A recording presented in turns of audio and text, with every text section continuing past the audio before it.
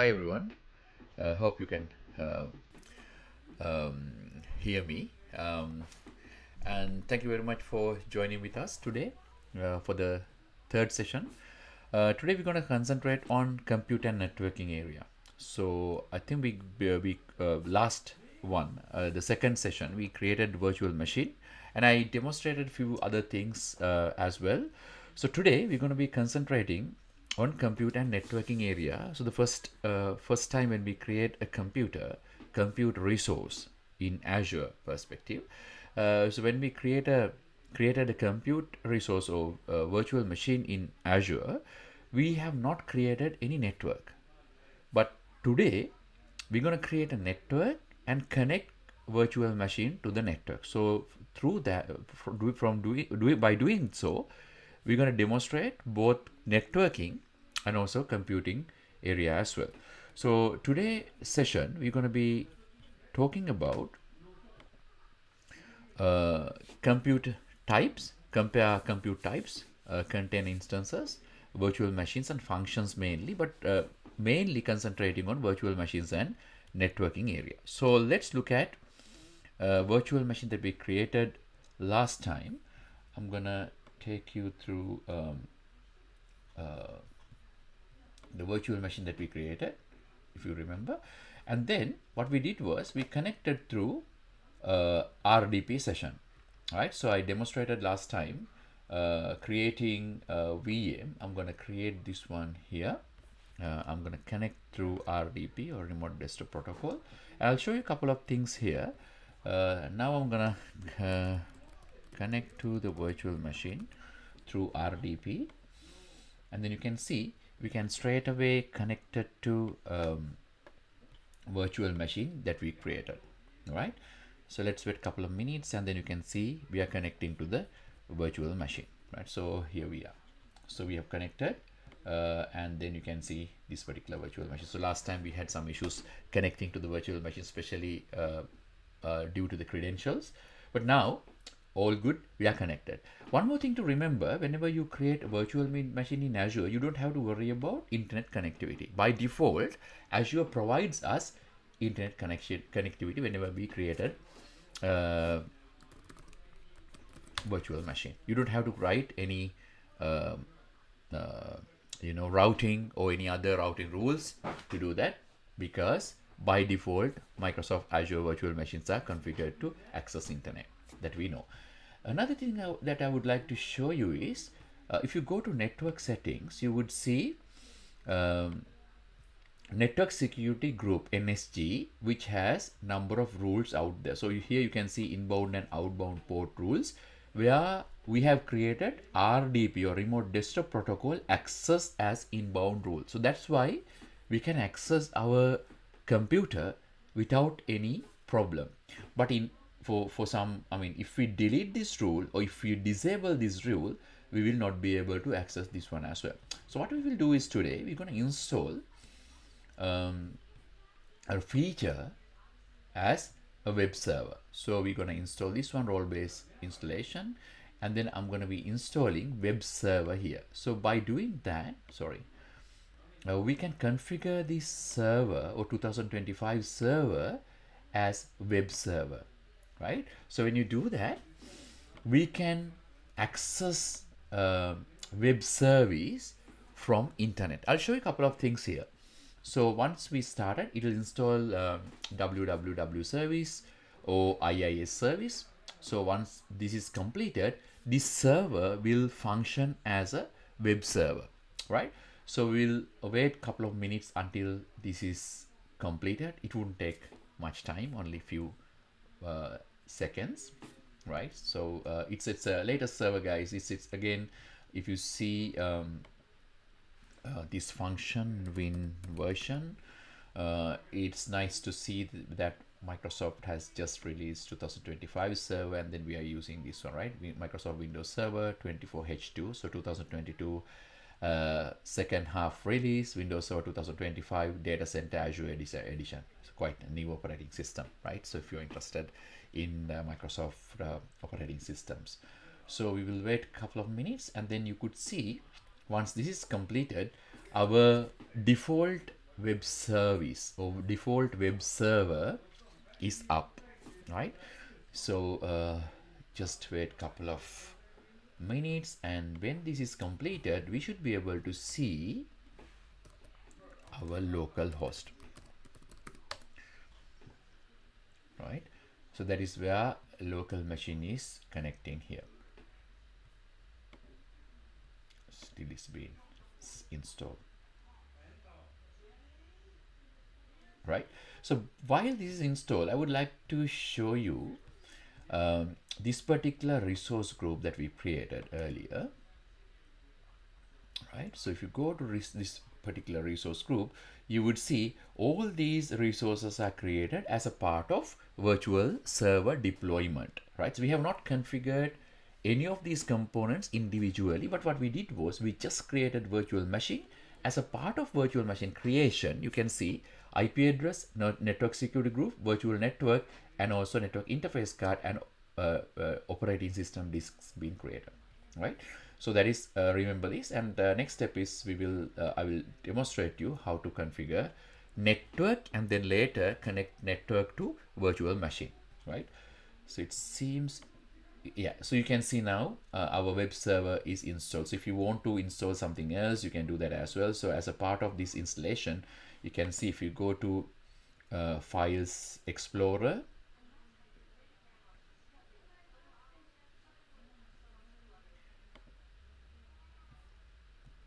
so usually when you install web service, you can see inetpub is installed and www-root, and then this is the default web page, right? But if you want to, you can change it to anything that you would like.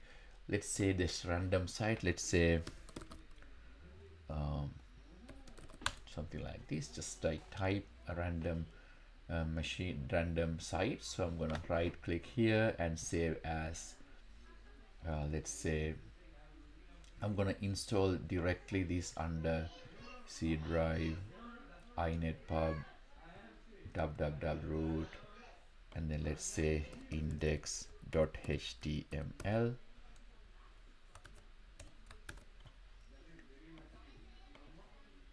Single web page, single file. I'm gonna save it. Index.html. It should work, guys. Here, let's say this one.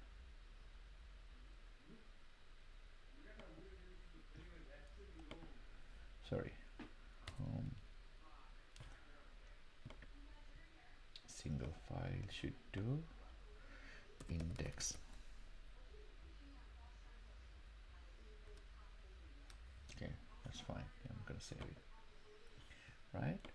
So now you can see index HTML. Let's try to refresh localhost. Right, what we would do is just go to CMD, just to rename the file, nothing else. Don't worry much about it. I'm gonna go to address here.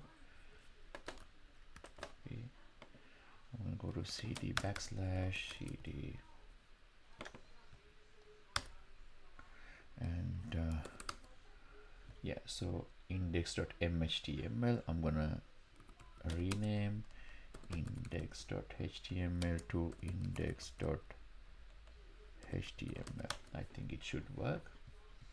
Then when I refresh this, yeah, so you can see, right? So this is the page, but I have not crafted correctly because I installed this, I saved it as, a different name, but you can see, at least you would see some, the page is there, but we can try out by just saving, or we can do something like this. I'm gonna go to view page source. That is another way of doing that. I'm gonna copy the whole,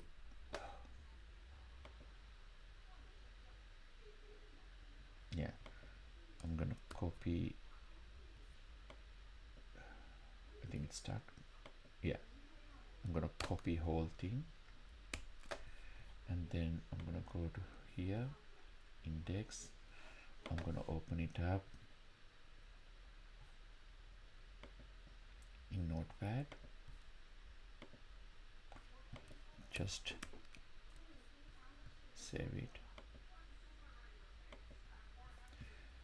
I'm not sure 100%, but it should work. Yeah, done, right? So now we hosted localhost here. Now, what I'm trying to show you is, now since this site is up and running locally, and then if you look at this server has public IP, right? So this is the public IP here, 172.192, this one. So I'm going to copy this one here. Sorry. Yeah, so I'm going to copy this server IP, and if I paste it here like http://IP, usually this should work, and then we should be able to access the site, right? But it doesn't allow us to access this page now. So locally it is working, but externally it wouldn't work. Where the issue is, to understand this concept, if you go to this particular server, and if you go to network settings, this is where the problem is. Actually, internal firewall is blocking this connection. So that's why we were not able to access the web page. So if you go in there, so you can see it's HTTP site, right? Because there is no HTTPS configuration.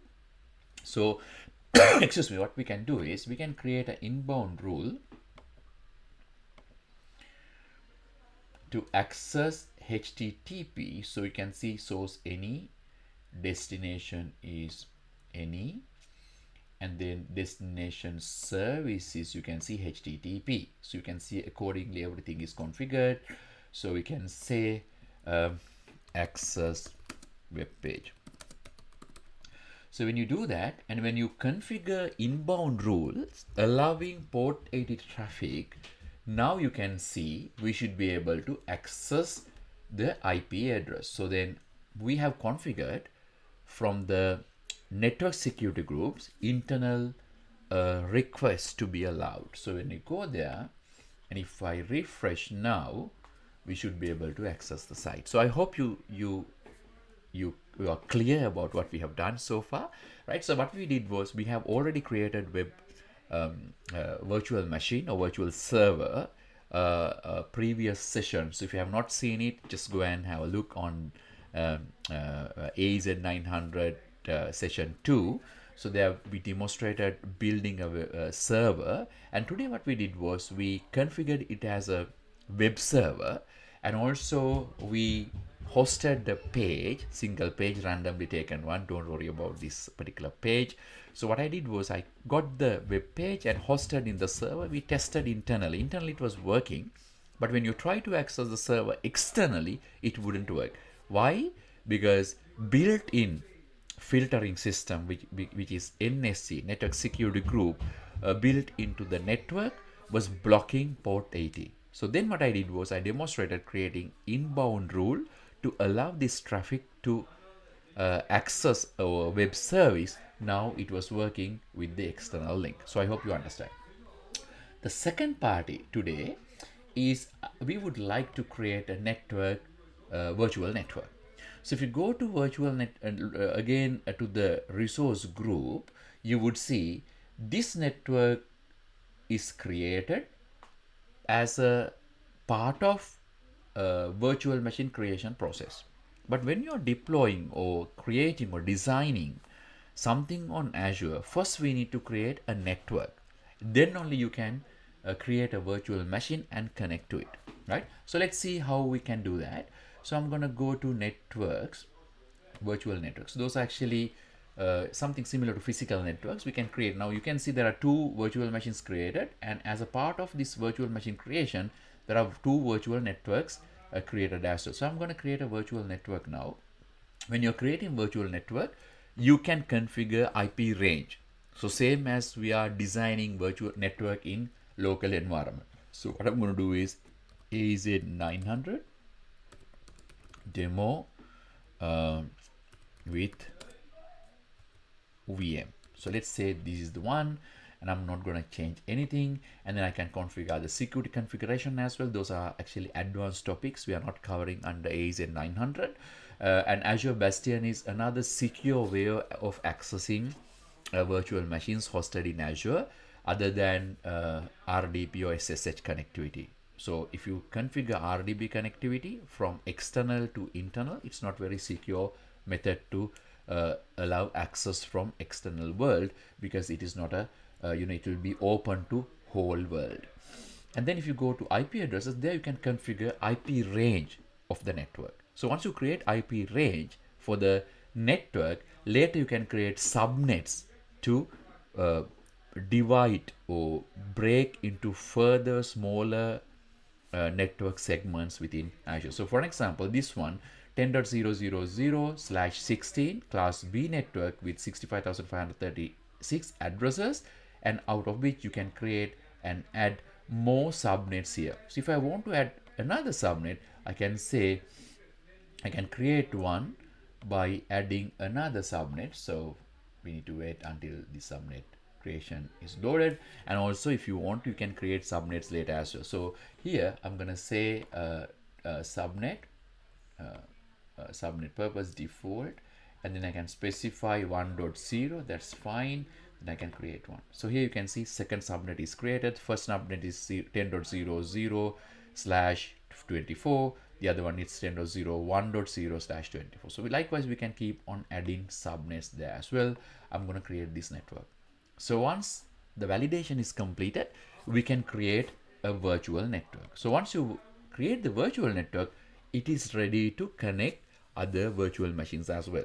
So then we can create a virtual machine and connect to this particular virtual network. So what I'm going to try to do is, now once we created the virtual network, we are not going to spend time over creating virtual machine again.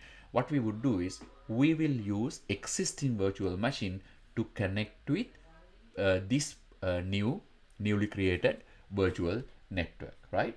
So another thing I would like to show you is, let's go to now it's created. So now you can see the virtual network is 10.000/16, and also if you go to settings, you can see it has multiple subnets, right? So one is 10.000/24, the one is 10.010/24. So if you go to resource group again, and then this particular resource group, you can see there are two subnets created, right? I think this subnet is 1. I think the second subnet we created is here. Actually, this is the one that we created, right? So if you go this subnet, and if you go to the network, you can see the range is 10.1.00/16. And then the subnets are, default subnet is created, that is 10.1.00/24, right? And then if you look at the virtual machines IP, that is in the same range, 10.1. range. So if I go to virtual machine, you can see the private IP is 10.1.04, right? Even if you go in there, if you open up command line, if you do IP config, you will see IP is 10.1.0.4, right? So what we would do is, now let's go to the virtual machines, network settings, and then if you go to configurations,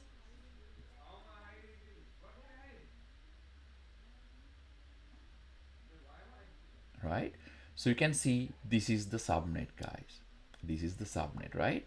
So, but if we go to the configuration here,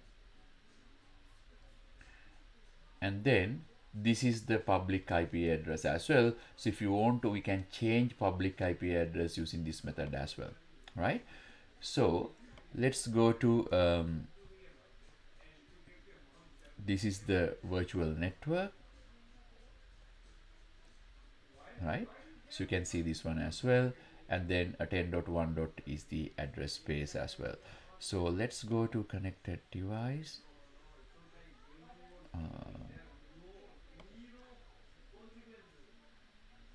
This is the IP address. So if you want to add another subnet, you can add here as well, right? So the same way, but it has only one subnet. So let's go back to the network settings.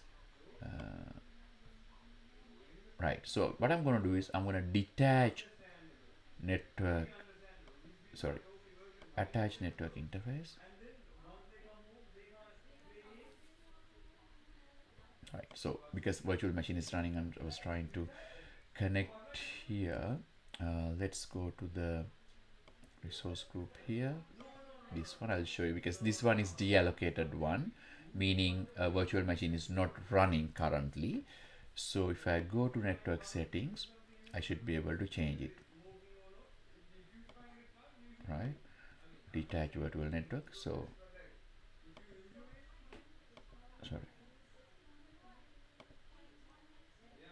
Right, so likewise now you can create a virtual a network interface here. So again, another thing to remember is now if you need multiple network interfaces,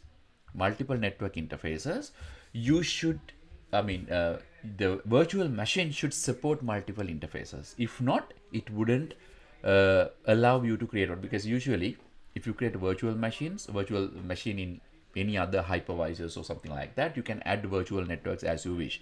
But here in Azure, there are different virtual machine series available. For example, A series, B series, E series, kind of, different kind of series. So depending on the series, the capabilities can be differ. For example, some of the virtual machines you will not be able to add additional hard drives. So because of that, we need to do a bit of analysis or research before you start using the virtual machine types. For general purposes, that's fine, but if you are looking for some specific advanced features, you need to do that as well. So now what I'm going to do is, let's go to a virtual machine. I'm going to show you how to add a new one here. So I'm going to create a virtual machine here, and then I'm going to select the same resource group, and then let's say demo 2 VM AZ-900, and then let's go to the network one. Right, so now you can see we can select AZ demo, the one that we created, and then we can configure sorry, not the public IP, the subnets that you would like. So here you can see there are two subnets that we created, and if I select this one, it will be added to the virtual machine. Right, so then when you're designing infrastructure, because virtual networks and virtual machines all are fallen under infrastructure as a service. So we discuss about infrastructure as a service, platform as a service, and software as a service, different offerings in Azure. So if you have not, not clear, if you are not clear about these different offerings, go and have a look on the first session. You can see that. So once you when you are creating infrastructure as a service, so you can always configure networks and the required subnets to the virtual machine. So whenever you create subnets, you can assign subnet to the virtual machine. So then virtual machine will obtain IP address from specific subnet. So by doing so, you can create a segmented network. For example, enterprise networks, we don't have, we are not usually maintaining a flat network, like all the servers and virtual machines and everything. We will not have single IP range, but instead we will have multiple ranges. For example, each network we will have separate IP range, and the production one we will have separate IP range, and then DMZ, demilitarized zone, we will have separate IP range, and so on and so forth. So in that case, it's really easy for us to design network like that using virtual networking. One more thing to remember, it's again advanced topic which we cover under AZ-104.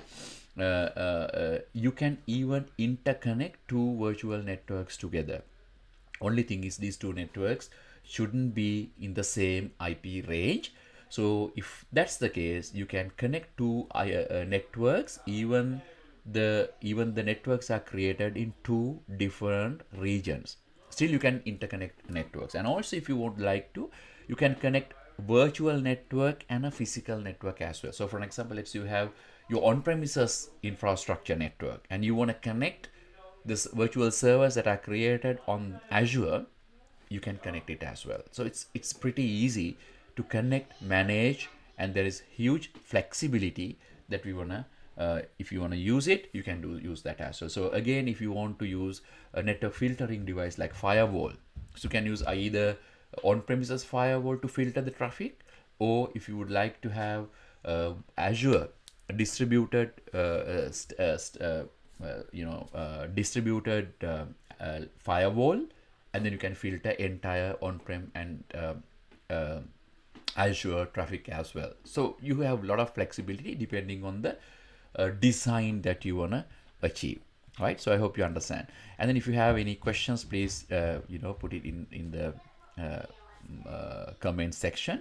And then so virtual machines we discussed, and also I highlighted virtual machine scale set. That is another very important area, especially for the requirements which has idling machines, and also when the demand comes, if you would like to increase the resource, so scale sets are very important. So scale out when resource needs to increase, and scale in when resource are lower. So we discussed this on the first session, and also we discussed virtual machine availability sets. So that is to maintain high availability. I explained.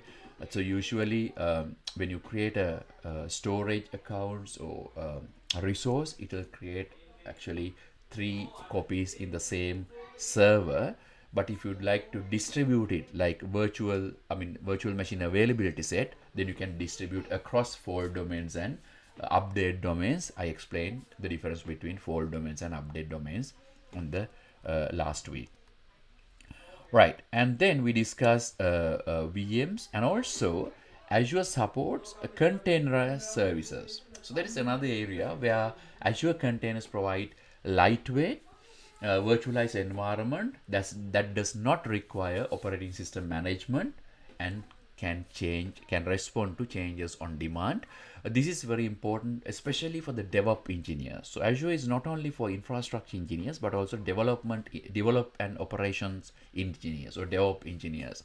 For them, Azure Container Instances provide a platform as a service offering that runs container or pod containers in Azure, very easy to manage. And also Azure Container Apps provide like containing the instances that can load balance and scale if you need to load balance. And also AKS, also known as Azure Kubernetes Service, orchestration service for containers with distributed architectures and large volume of containers if you would like. So that also categorized as a computing service which is available in Azure. And last but not least, again, Azure functions are very important as well. So usually when it comes to programming functions, we need to have a main program to call the function. So that is how usually it works. But in Azure, we can just write the function without considering main program, and you can call the function whenever you need, right? So that is another advantage. So you don't have to worry about main program or anything else. But as a platform as a service offering that supports serverless computing operation, event-based code runs called without requiring server infrastructure during inactive periods, you can use that as well, right? And whenever you compare available computing options in Azure, one is virtual machines, and also we have virtual desktop. I think recently Microsoft introduced another one called Windows 365, if you have heard about, right? So previously we had Office 365, Microsoft 365, and then Windows 365, which is virtualized desktop. right? Especially for the companies who would like to separate workloads with personal computers, or to maintain data integrity. So they introduce Windows 365, where you can use subscription based virtual machines from internet. Same way we can configure similar concept in Azure as well, that is known as virtual desktop, that provides a cloud-based personal computer Windows desktop experience. And also you can offer dedicated applications to connect and use, and accessible from any modern browser. It's very secure, and also since the user does not need any computation power locally, it is really useful. So you can configure, and also you can assign certain profiles where users can, whenever they connected, they will be connecting to same profiles, same applications, and so on and so forth. It's really manageable. And also multi-client login allows multiple users log into the same machine at the same time.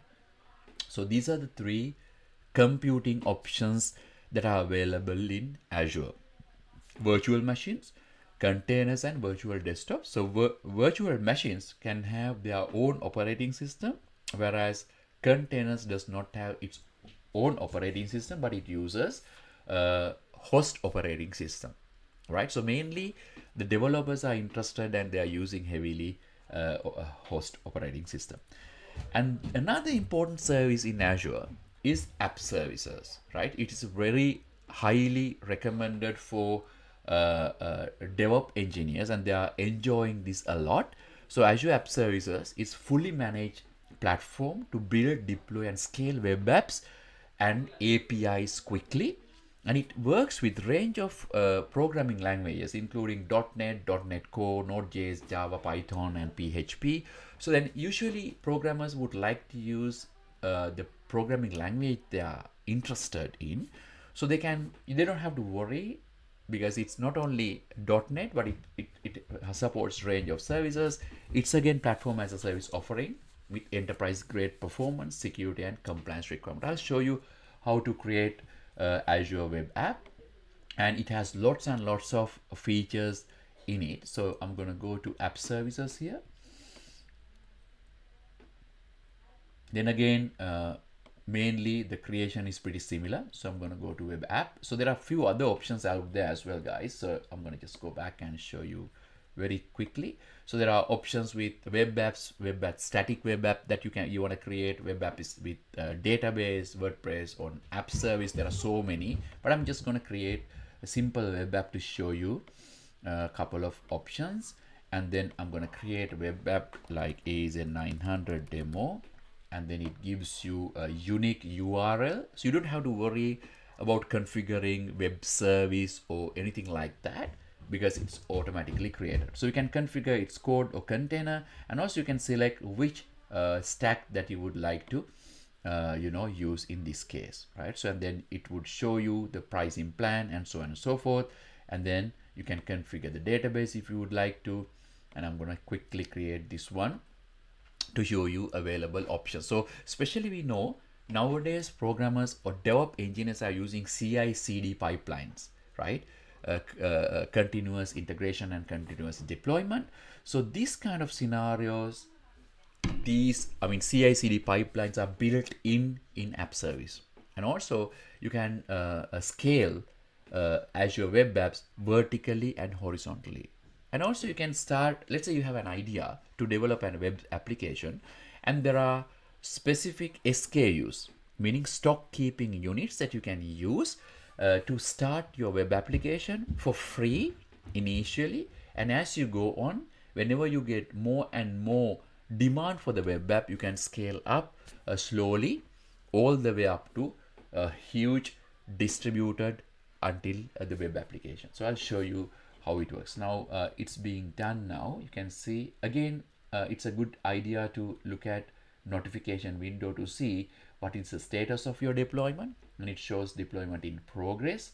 And let's wait few seconds, and then you could see it will be created. So after that, I will show you a couple of very interesting options which comes with the Azure Web App Service, where you can start straight away deploying, developing applications on the go, right? So it creates all these, and then it's been done, and then you can see the update, and it's a really good way of monitoring what's going on, especially we are deploying. Now it's succeeded, and also you can see all the components being created.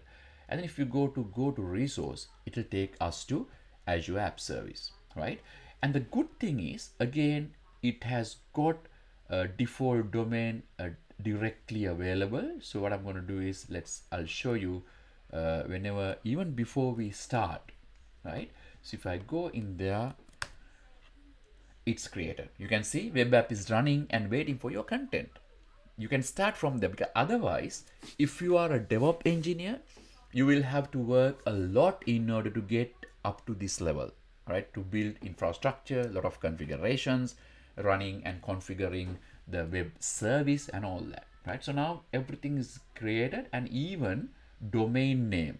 And if you would like to, you can change this domain name to any custom domain later. You can see here, custom domain. If you would like to, you can have yourname.com, or it's like, let's say, uber.com or something like that. But for the moment, we can see it's not very clean URL, but at least we've got huge URL, a unique URL.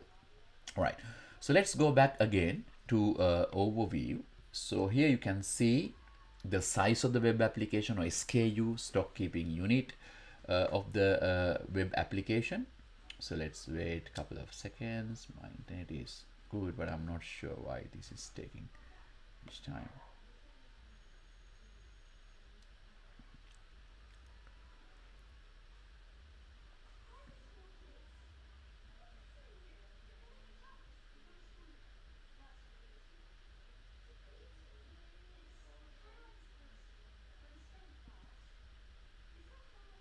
Yeah, all good. Now you can see virtual IP address is assigned and outbound. So you can see pretty much everything is connected, right? And then I will show you a couple of other stuff here, and web app is created, and then plan type is there, and so on and so forth. And then if you go to deployment, here you can see deployment center, where you can develop web application using source code source location, right? You can see GitHub can be used as a continuous deployment CI/CD repository. You can use Bitbucket, local Git, Azure repos, external Git. There are so many options available and out there. And also even FTPS is there. If you want to configure, you can do that as well, right? Later, right? So you can use this source code repository, and whenever you select it, you need to authenticate, and you can enable it as well, right? So I'm not going to do that here. Let's discard it. And then again, if you go to deployment slots, now we know now we need to use different slots out there. So for example, I'm gonna say dev 1, and then this one can be cloned with another slot, right? So meaning we can have multiple slots running, whereas one is production, other one is development, the other one is UAT, something like that. So you can change the slot, and you can redirect the traffic to any slot that you would like to, right? So let's wait a couple of minutes. I'll show you how to do that. Yeah, so it's added. Now you can see this is the production and this is the development, right? So then, and also you can add another slot called UAT, right? Then I'm going to clone from dev to UAT, right? And then you can see there are 3 slots added to this deployment. So then production one is running. So you can see, if you go in there, you can see my production service is running like this. And then once this is completed, the developers can continuously develop using this particular slot, right? And then they can switch the slot to let's say UAT for the testing, right? And also, for example, if you would like, you can send some traffic to UAT, like beta testing kind of traffic. So then 95% of the traffic goes to production network and 5% traffic goes to UAT to see whether UAT is working. And then you can send entire traffic to UAT if you want to, something like this. Or you have even option to swap one slot to another, target to source, you can swap it as well. So it's very easy to manage in this case. And also you can configure environment variables, the configuration, and also the authentication part of it, and then identity providers, the backups, everything is really easy to configure. And also, if you want to scale up app service, you can do that as well, because there are multiple workloads available. Starting off with dev 1, you can see the free version. If you want to change it for free version, up to 60 minutes per day, it's free. For the testing purposes, for the trying out, you can use it.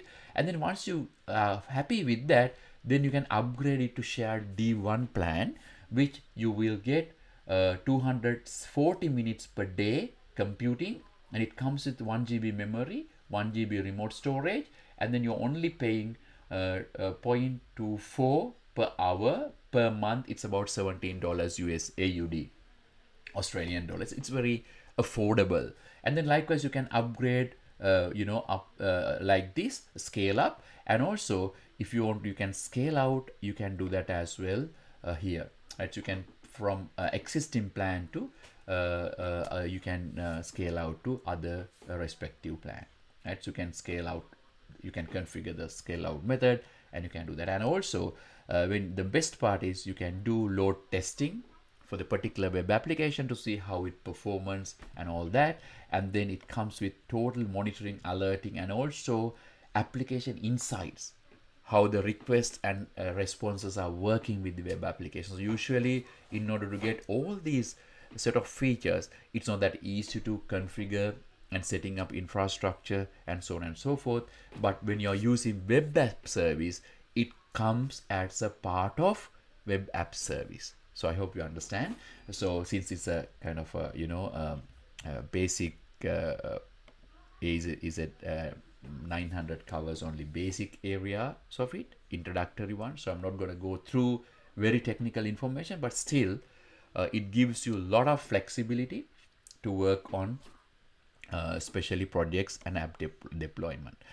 And then and also it comes with various other components in Azure. For example, if you would like to connect on-premises to virtual network in East US, you can very easily do that. So all these are components within Microsoft Azure. For example, as this demonstration shows, virtual network 1 is created in East US region, and the IP range is 10.10.0.0/16. And then if you want to connect it to on-premises local site 1, we can connect this through virtual private network tunnel. For that, we need to associate or connect Azure VPN gateway to virtual network 1 in East US, and then on-premises site can be connected like this. When you do that, it will create encrypted traffic between Azure Virtual Network and on-premises location over the public network. It's going to be very secure, right? So that is one. And also, when you're connecting two networks together, virtual networks together, so let's assume we have one virtual network 1 in East US and virtual network 2 in East Australia. Just imagine we want to connect these two together, we can do that. For that, we have multiple options.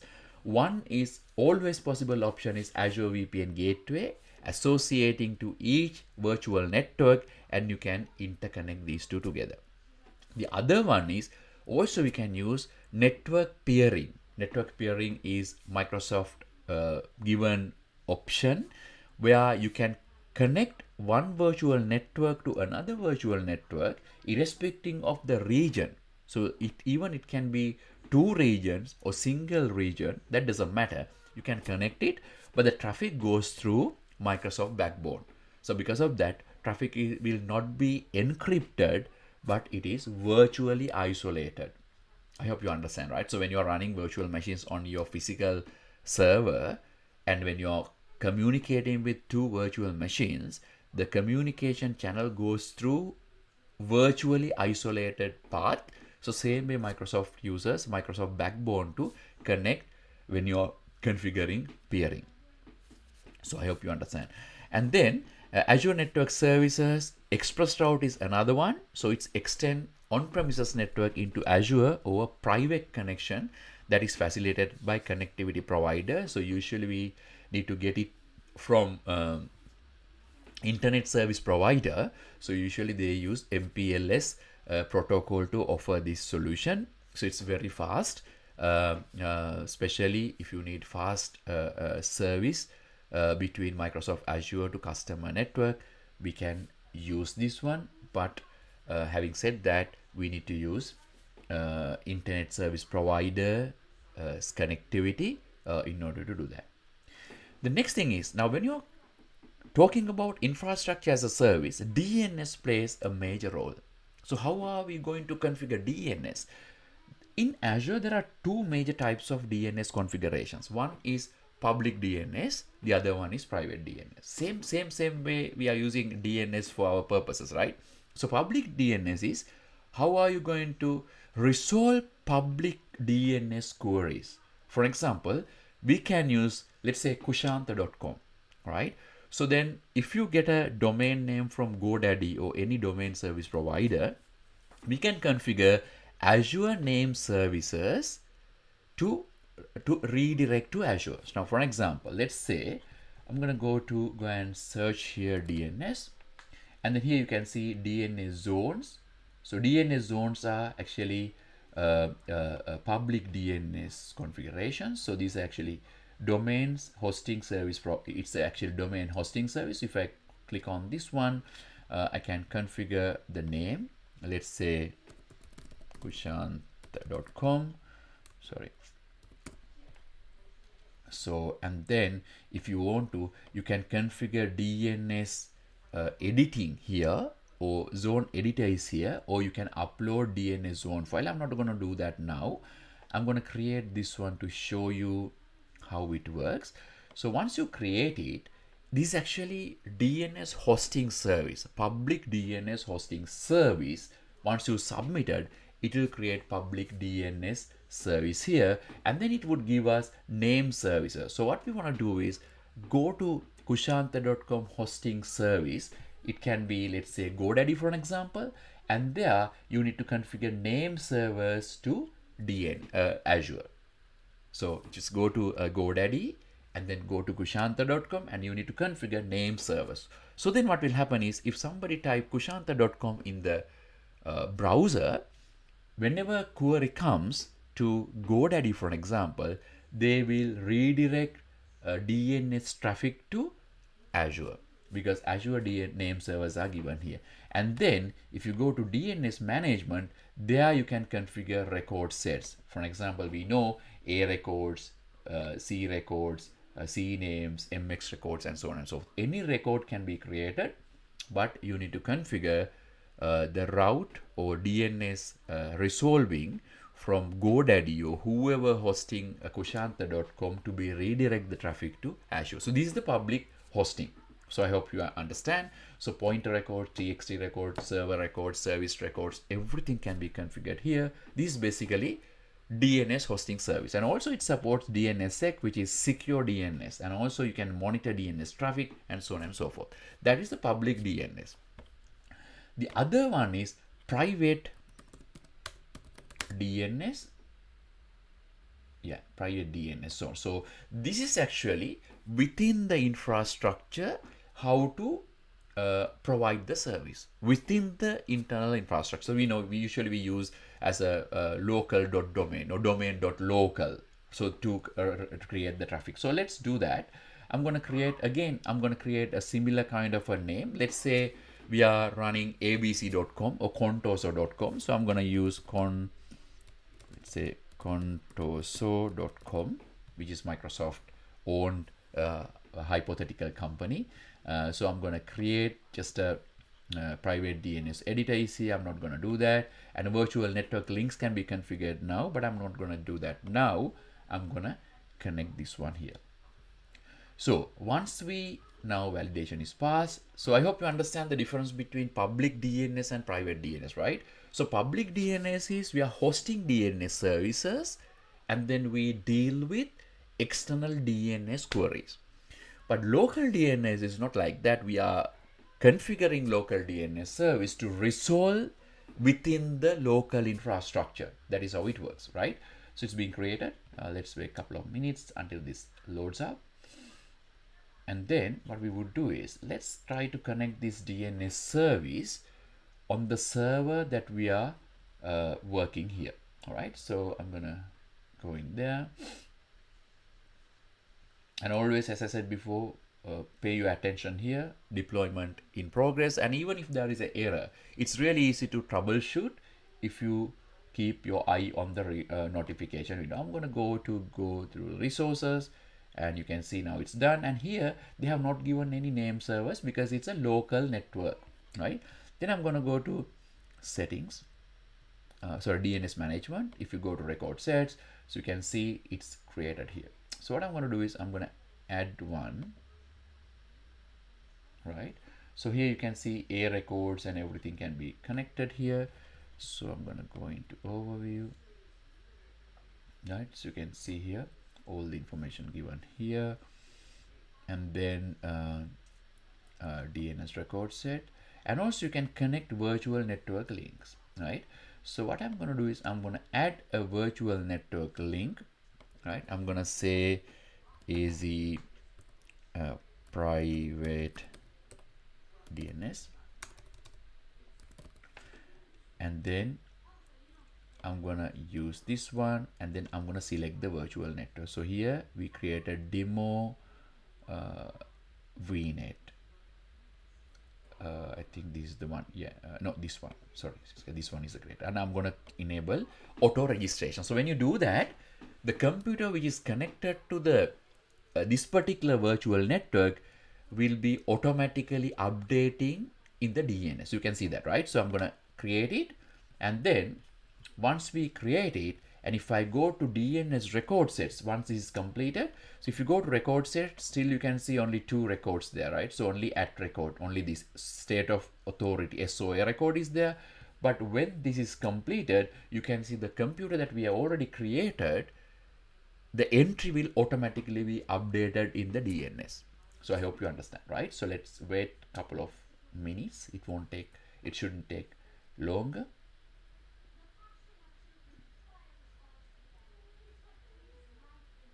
So you can see it's completing this one. And guys, there are multiple ways that you can do the same. One is you can go to virtual network links and connect it, or you can go to the virtual network and then you can do the same as well. So until this is completed, I'll show you that as well. So if you go to virtual networks, and then if you go to, I'm gonna use another virtual network, and there you can configure DNS servers.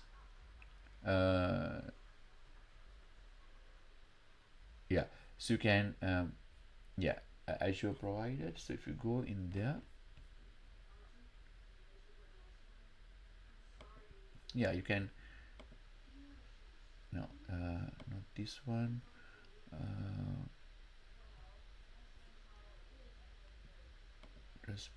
yeah, you can configure it from here as well. I think link DNS, not monitoring, there should be service endpoints, because everything else we usually configure on the subnets, right? So I'm gonna go in there. Subnets you can connect to network security groups, private subnets and network security groups, routing tables and all that. But when it comes to DNS configuration, you usually configure it on the network. Yeah, DNS servers, yeah, Azure provided. So I think it should be updated. Let me just go in there. Yeah, creating virtual network links. That is done. Let me just go to private zone, and there we created. And if you go to record sets, now we should be able to see, yeah, here you can see, right? So as I said before, now it's updated because we have not added any virtual machine, but it's automatically updated here, right? So what I'm going to do is I'm going to add another one, CNAME, let's say sample, and then I'm going to add CNAME.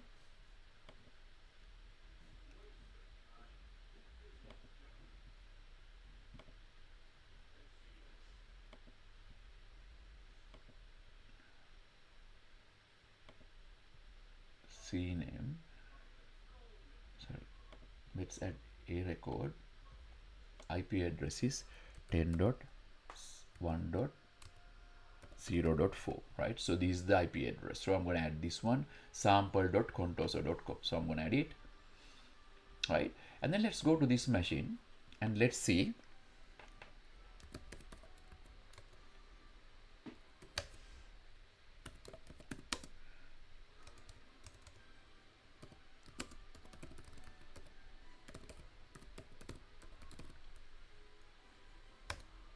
You can see it's responding, right? So it's replying, responding. So the meaning is it is working. So if you go to ipconfig/all, you can see the DNS server is this one, right?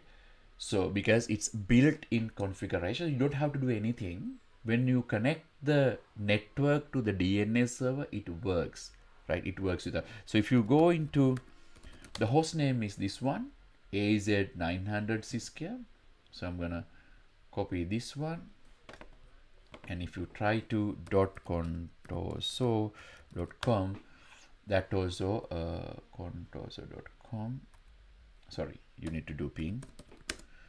When you do that, you can see that as well. So there are two A records that I created for the same server, and also if you would like to, you can add more CNAME records as well. That you know, right? So I'm gonna go into let's say demo C record. Let's say alias you can configure. So once you do that, again you can connect to this server as well. So you can add any number of services as well. So today we concentrate on the DNS part of it as well. So these are the areas that I want to discuss today. So today's session I'm gonna limit to 1 hour, guys. Sorry for that. Because yeah, so I just want to concentrate on this one because I need to urgently attend something else as well. So today we're gonna conclude within 1 hour, but before that I would like to give kind of a brief understanding of what we have done so far. So in this session, when we started, I explained about computing resource. Especially we concentrated today on computing and networking resource. For AZ-900 only we are concentrating on mainly virtual machines and virtual networks part of it, right? So then I demonstrated how to create a virtual network and then how to connect it to virtual machine. And also previously created virtual machine, I demonstrated how to install web service and also how to access web service from external world using public IP address, but we need to configure network security group to allow required port to allow the traffic inside, because otherwise it wouldn't allow traffic to a web server. So I hope it is clear to you. And also we demonstrated creating virtual network and also connecting virtual network subnet to the virtual server. Then we discussed about different other computing services like Azure Virtual Desktop and also container services and virtual machine. And then we discussed DNS part of it, right? So both public DNS configuration and private DNS. So public DNS hosting is easy. So I demonstrated creating public DNS file, and then you need to configure the respective domain to forward traffic to or DNS queries to public DNS service, and then you can host DNS service in Azure. The other one is we created internal or private DNS service, and then you can associate it with or link it with any virtual network, and then by doing so you can resolve internal IPs or internal DNS or fully qualified domain names quite easily. So I hope today's session is informative too. The next session, next week, we will be talking about other important areas, and also especially the storage part of it, right? Storage, how to create storage, how to connect to storage account, and what are the different kind of you know different kind of concerns, and what are the services that are created with storages, and how to connect to storage using private machine, and also how to upload, update as data to storage, and how to securely access storage, and so on and so forth. So with this, we'll wind up the session. Thank you very much for viewing. Today we can see there are 41 connections, and then so we hope everybody will connect next week as well. And our intention is to provide information related to Microsoft Azure, starting off with fundamentals, and then also associate level, and all the way to architect level. And we're going to start a similar channel in Sinhalese, because there were lots of requests coming through Sinhala speaking community requesting Azure related services. So with this, we'll wind up the session. Thank you very much for viewing. Hope to see you with next live session. Thanks.